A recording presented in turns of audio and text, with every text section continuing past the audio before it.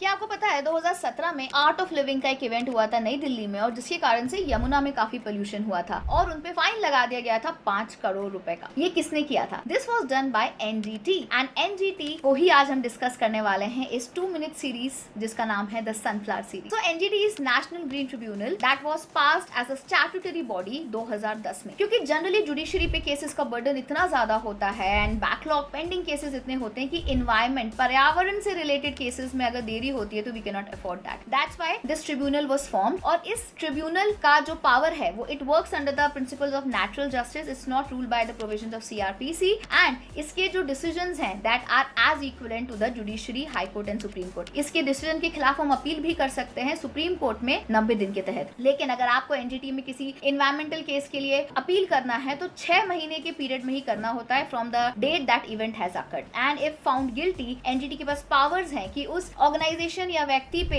3 साल की जेल, also till the fine up till 10 crore rupees भी इम्पोज किया जा सकता है। अब एनजीटी के मेंबर्स जो हैं वो 10 से लेकर 20 तक मैक्सिमम मेंबर्स हो सकते हैं। It is also they are appointed by the judicial members with the consultation of the CGI of the country. And NGT की 5 प्रिंसिपल बेंचेस हैं। इसकी हेड बेंच है नई दिल्ली में, इसके अलावा भोपाल, पुणे, चेन्नई एंड ऑल्सो कोलकाता, यहाँ पे इसकी अदर बेंचेस हैं। So NGT is a very important organisation जो कि सुओ मोटो कॉग्निजेंस भी लेती है। What is suo moto? अगर कोई अपील नहीं भी है तो भी ये खुद से भी ऐसे केसेस का संज्ञान ले सकती है जो उसको लगता है कि गलत है, and it can impose fine accordingly. So let me know how did you like this 2 minute series जिसमें हमने आज एक बहुत इंपॉर्टेंट ऑर्गेनाइजेशन को डिस्कस किया है, द नेशनल ग्रीन ट्रिब्यूनल।